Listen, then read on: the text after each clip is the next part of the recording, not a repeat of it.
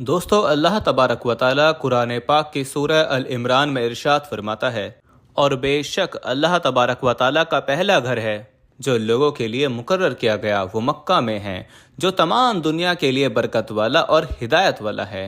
मेरे दोस्तों, क्या आप जानते हैं कि दुनिया में सबसे पहले अल्लाह तबारक व ताला ने अपने घर खाना काबा को किस तरह और कब बनाया? क्या ये बात सच है कि अल्लाह तबारक व ताला ने खाना काबा को पैदा किया? और खाना काबा की तामीर सबसे पहले किसने की? और खाना काबा का हज और तवाफ करने वाले सबसे पहले कौन लोग थे? और आज जो खाना काबा हम देखते हैं, इसकी तामीर कितने साल पुरानी है? और खाना काबा को अब तक कितनी बार तामीर किया जा चुका है? काबा शरीफ जब मौजूद नहीं था तो इससे पहले वहाँ पर क्या था? और खाना काबा का छुपा हुआ राज क्या है? दोस्तों, इन सारे सवालों का जवाब कुरान और हदीस की रोशनी में आज के इस वीडियो में हम आपको बताएंगे। लिहाजा आपसे रिक्वेस्ट करते हैं कि हमारी इस वीडियो को आखिर तक ज़रूर देखिएगा। दोस्तों, खाना काबा एक ऐसा मुकद्दस मकाम है जिसको देखने के लिए हर मुसलमान तड़पता है और जिसका तवाफ करने के लिए हर मुसलमान का दिल तरसता है। मेरे दोस्तों, खाना काबा की मौजूदा इमारत 404 साल पुरानी है। खाना काबा की अब तक 10 मरतबा तामीर किया जा चुका है। मेरे दोस्तों, खाना काबा की सबसे पहली तामीर हज़रत आदम अलैहिस्सलाम की तख्लीक से 2000 साल पहले हुई और खाना काबा की सबसे पहली तामीर फरिश्तों ने की। जिस तरह की तफसील कुर्तुबी में लिखा है कि जब अल्लाह तबारक व ताला से फरिश्तों ने कहा कि इंसान तो पैदा होने के बाद ज़मीन में लड़ाई झगड़े करेगा और बहुत खून रेजी होगी, जिस पर अल्लाह पाक ने फरमाया कि जो कुछ मैं जानता हूँ वो तुम नहीं जानते, तो फरिश्ते ये सोचने लगे कि अल्लाह तबारक व ताला हमसे नाराज़ हो गया है।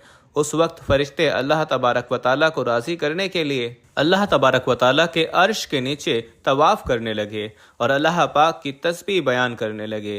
तो अल्लाह तबारक व ताला ने उन पर रहमत नासिल फरमाई और अपने अर्श के नीचे खूबसूरत और हुस्नो जमाल वाला घर बनाया जो ज़बरजद के 4 सतूनों पर कायम था, और ये घर फरिश्तों के बीच बैतुल मामूर के नाम से मुतारिफ हुआ। दोस्तों, वीडियो में आगे बढ़ने से पहले हम आपको यही बताना चाहते हैं कि शुगर एक ऐसी बीमारी है जो आजकल ज्यादातर लोगों में देखी जा रही है। इसलिए हम आपके लिए अफ्रीका की जड़ी बूटियों से बनी एक ऐसी दवाई लेकर आए हैं जिससे आपकी शुगर की बीमारी बिल्कुल जड़ से खत्म हो जाएगी। मर्दाना कमजोरी और धात के मरीजों के लिए भी हमारे पास बहुत ही कामयाब दवाई मौजूद है, जिसको अगर आप एक बार इस्तेमाल कर लोगे तो इंशाल्लाह अपनी दुआओं में हमेशा याद रखोगे। सिर्फ एक ही महीने ये दवाई खानी होती है। इस नंबर पर एड्रेस व्हाट्सएप करके आप दवाई ऑर्डर कर सकते हैं या फिर आप कॉल करके अपना ऑर्डर लिखवा सकते हैं। जिस तरह अल्लाह तबारक व ताला सूरह तूर में बैतुल मामूर का जिक्र फरमाता है, मेरे दोस्तों, बैतुल मामूर फरिश्तों का काबा है और ये 7वें आसमान पर अर्श के सामने काबा शरीफ के बिल्कुल ऊपर है।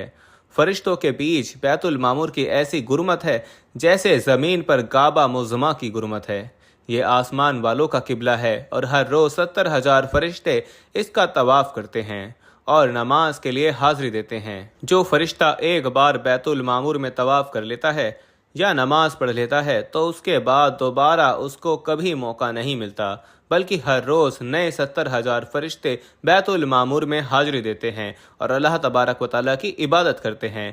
बुखारी और मुस्लिम शरीफ की हदीस है कि हजूर पाक सल्लल्लाहु अलैहि वसल्लम को भी बैतुल मामूर दिखाया गया। मेरे दोस्तों, सबसे पहले अल्लाह तबारक व ताला ने फरिश्तों के लिए काबा बनाया जिसको बैतुल मामूर कहा जाता है।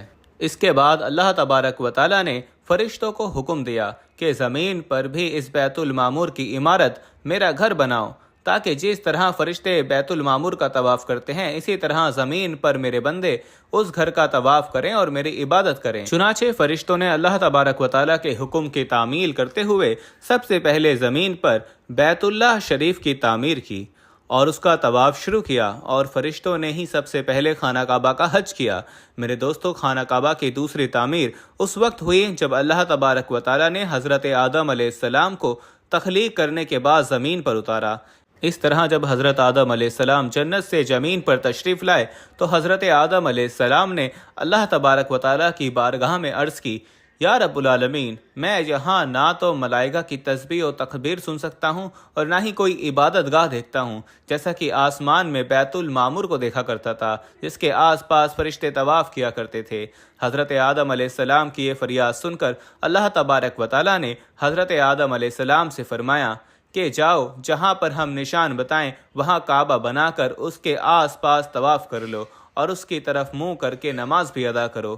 حضرت جبرائیل علیہ السلام کو اللہ تبارک و تعالیٰ نے حضرت آدم علیہ السلام کی رہبری کے لیے ان کے ساتھ بھیجا۔ چنانچہ حضرت جبرائیل علیہ السلام اللہ تبارک و تعالیٰ کے حکم کے مطابق حضرت آدم علیہ السلام کے ساتھ چل پڑے اور انہیں اس مقام پر لائے جہاں سے زمین بنی تھی، یعنی کہ جس جگہ سب سے پہلے زمین کی جھاگ پیدا ہوئی تھی، اور پھر وہی جھاگ پھیل کر پوری زمین بنی۔ اس مقام پر حضرت جبرائیل علیہ السلام نے اپنے پر کو زمین پر مارا، ساتوں زمینوں تک خانہ کعبہ کی بنیاد ڈال دی، جن بنیادوں کو فرشتوں نے 5 پہاڑوں کے پتھروں کی مدد سے بھرا اور ان بنیادوں پر چاروں طرف دیواریں کھڑی کر دیں۔ ان 5 پہاڑوں میں کوہ لبنان، کوہ طور، کوہ جودہرا وغیرہ بھی شامل تھے۔ اس طرح اس دوسری تعمیر میں حضرت جبرائیل علیہ السلام، حضرت آدم علیہ السلام اور حضرت اماں حوا رضی اللہ تعالی عنہا نے بھی شرکت کی۔ حضرت اماں حوا رضی اللہ تعالی عنہا مٹی اٹھا کر لاتی اور حضرت آدم علیہ السلام خانہ کعبہ کی تعمیر کرتے۔ جب خانہ کعبہ کی تعمیر کا کام مکمل ہو گیا تو پھر اللہ تبارک و تعالیٰ نے حضرت آدم علیہ السلام کو طواف کرنے کا حکم دیا اور ساتھ ہی فرمایا کہ آپ پہلے انسان ہیں اور یہ پہلا گھر ہے۔ پھر حضرت آدم علیہ السلام خانہ کعبہ کی طرف منہ کر کے نماز ادا کیا کرتے اور اللہ تبارک و تعالیٰ کی عبادت میں مشغول رہا کرتے۔ خانہ کعبہ کی تیسری تعمیر۔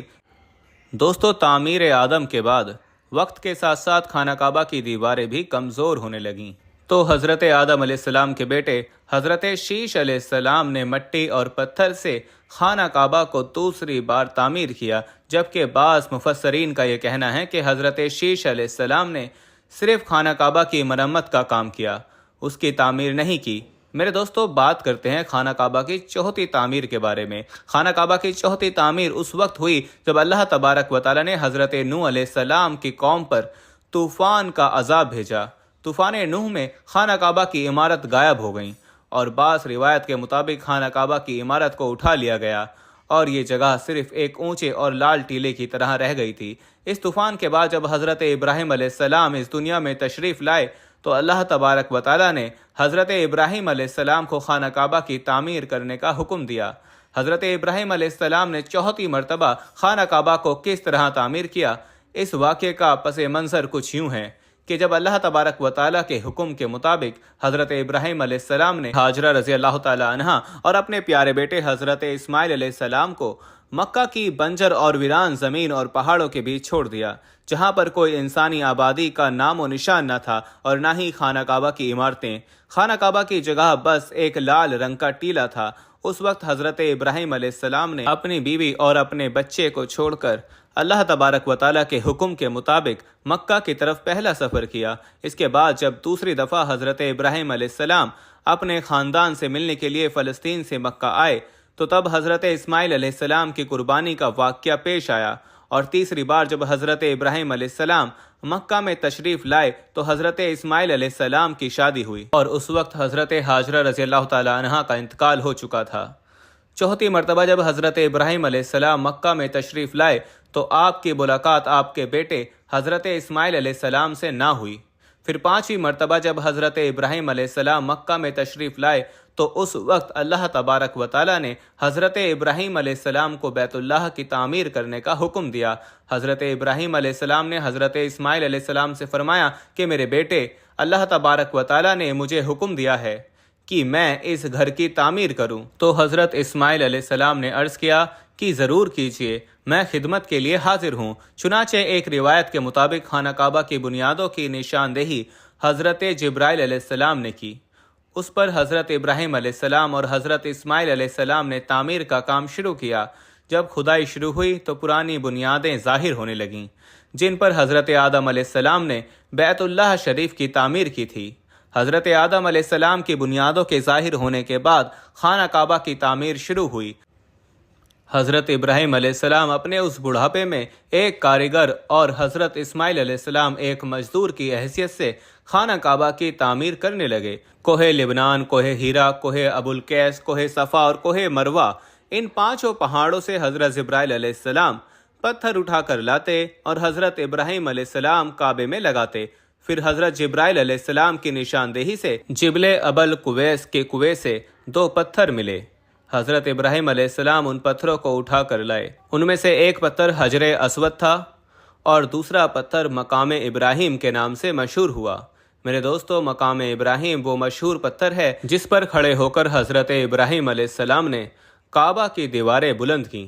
جیسے جیسے خانہ کعبہ کی دیواریں بلند ہوتی جاتی ویسے ویسے یہ پتھر بھی ہوا میں بلند ہوتا جاتا۔